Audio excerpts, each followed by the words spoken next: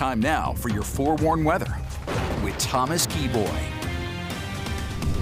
Thomas, I know all the skiers and snowboarders, including myself, are hoping for more snow, but seeing what's going on to the east of us really puts that into perspective. Well, and then a 2-hour wait just to get through security at an airport sounds miserable. Awful. But it'd be nice if Mother Nature did bring us some snow, because who doesn't want to see more powder? Unfortunately, we're just not going to get that over the next few days. Maybe looking a little bit further down the line.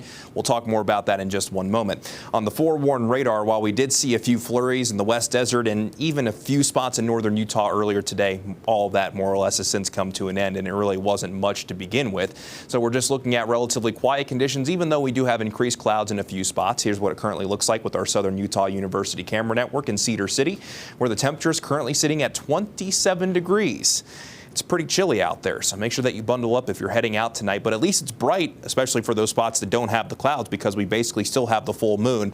And this is always one of my favorite views, the backside of Timpanogos at Sundance, looking incredible with the twinkling stars above and the calm conditions down below. Temperature-wise, most of us are currently sitting in the 20s and 30s, even St. George right now, currently sitting with a temperature of 37. When it comes to our regional forecasts across the state, it'll be turning cold tonight. Just about everybody will drop into the teens and 20s, even St. George likely dropping below freezing tonight. And there will be a few areas which could see overnight lows in the single digits. But tomorrow afternoon, under a mix of sun and clouds, will be a little bit warmer compared to what we saw out there today. And for most of us, it'll land us pretty close to where we should be for this time of year, if not just a little bit above our seasonal averages. In northern Utah, we'll mainly see daytime highs in the 30s, 39 for Salt Lake, 36 for Park City, and 38 degrees in Heber. There will be a few spots like Randolph and Park Valley that will see a daytime high in the upper 20s. Meanwhile, in central Utah, we'll start to see a little bit more of a mix of the 30s and 40s. And then by the time you make your way down south, we'll see daytime highs range anywhere from 34 degrees in Monticello, one of the cooler spots in the southern half of the state, while St. George will be the warm spot more than likely,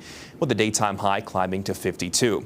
With quiet conditions expected to persist, unfortunately, we will see a little bit more in the way of inversion haze. Most of our northern Utah valleys will likely check in with moderate air quality, so definitely not the best, but not necessarily the worst. And with our quiet conditions expected to persist over the next few days, we'll likely see that moderate air quality at least hold on. Hopefully with a weak system that tries to undercut the high pressure between Thursday and Friday that keeps the haze at bay.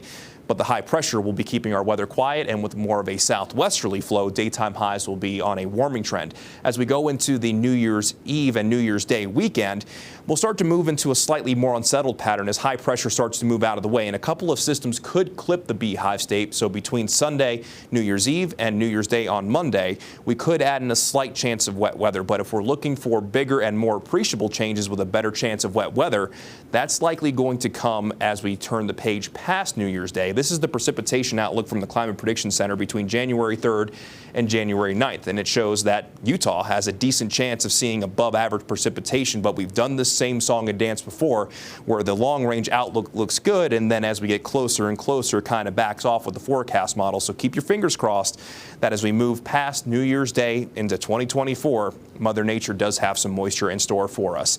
In St. George, we'll see a mix of sun and clouds the next several days, with daytime highs climbing from the low 50s tomorrow to the mid and upper 50s Thursday into this upcoming weekend. Then we add in that slight chance New Year's Eve and New Year's Day as daytime highs begin to tumble just a little bit, more or less back to our seasonal averages as we begin 2024. Then along the Wasatch Front, mix of sun and clouds the next few days, but we will see a little bit more in the way of inversion haze. Daytime highs will trend warmer though. Thursday into Friday, we'll see highs in the low to mid 40s, and then daytime highs staying in the low to mid 40s as we begin 2024, as we add in that slight chance on Sunday and New Year's Day on Monday. Courtney?